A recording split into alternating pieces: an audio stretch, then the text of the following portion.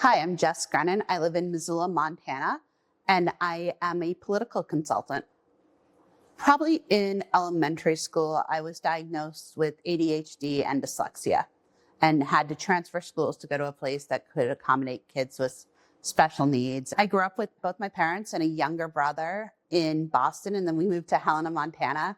I heard from a young age that I was bright, but had dyslexia and I had some deficits that it wasn't making things as easy for me to see from A to B as most people, but I could definitely get A to Z.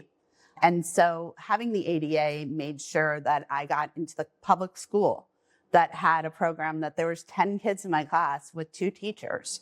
That was an amazing benefit and gave me a foundation younger and also some confidence, knowing that I could do things other people couldn't, but some things were always going to be harder for me.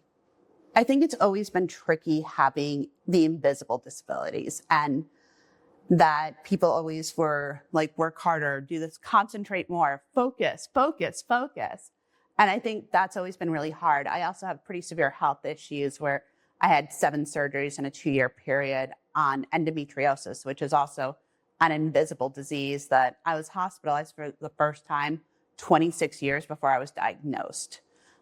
And so I think that's always been hard, that when people want to just put you in a box, and that you would never ask someone, if someone was using a wheelchair, you would never ask them to run faster.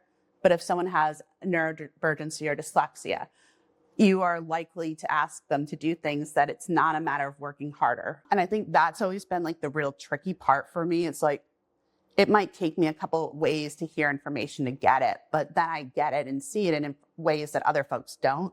But I think the attitudes around, like, folks are making this up, we diagnose too many people with ADHD, and it's like, no, this is a real thing. Like, just because it's not coming into your brain doesn't mean it's not something that exists. So I think the attitude is really something that's really important for us to dig into. It's like, why is it so hard for us to accept someone else has a disability or needs accommodation just because it's not in our eye line?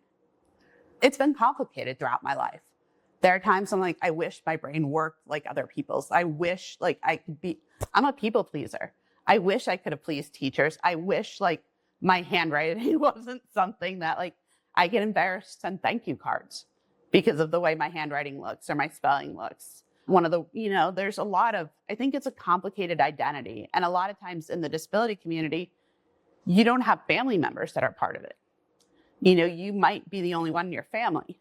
And that I think is really tricky at times, that you don't necessarily have that support or that shared experience with the people that you live with. I think there are some benefits of having my brain work differently. I think I would be very grateful not to have chronic pain issues, but I don't necessarily see that all as an asset. I think there are some benefits to my brain working differently and seeing information and filtering it differently. I see patterns other folks don't. I think because I've always had to learn how to read differently. I had to learn how to get through school differently than a lot of other people. I think it can be an asset, but I also think it provides extra challenges too. I am more resilient because of it. I don't get thrown off when things don't go right, as a lot of other folks do. I can see diverted patterns. I can see alternate routes because I've always had to do them. And I think that is a real benefit. But I think having invisible health conditions and dyslexia and ADHD has also been really hard. I think people oftentimes misunderstand that folks with non-visible disabilities aren't looking for excuses. Like, our brains fundamentally function different, and a lot of the things in the world are not meant for us. And that doesn't mean they're good or bad. They're just not meant for folks that see things differently. I think having invisible health issues and chronic long-term health issues has been really tricky. I have an illness, I have endometriosis, which affects about 5% of the population. We know nothing about it.